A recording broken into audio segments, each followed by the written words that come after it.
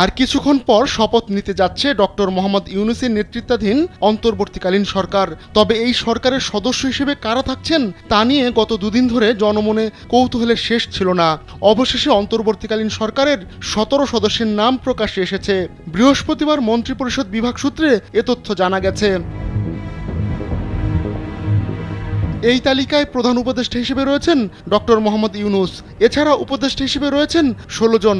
তারা হচ্ছেন সালেউদ্দিন আহমেদ, ডক্টর আসিফ নজরুল, আদিলুর রহমান খান, হাসান আরিফ, তৌহিদ হোসেন, সৈয়দা রেজওয়ানা হাসান, মোহাম্মদ নাহিদ ইসলাম, আসিফ মাহমুদ সজীব ভুইয়া, অবসরপ্রাপ্ত brigadier general M Sakhawat Hossain, Supradip Chakma, Farida Akhter, Bidhan Ranjan রায়, আফম খালিদ হাসান, নূরজাহান বেগম, শারমিন মুর্শিদ, ফারুকি আজম।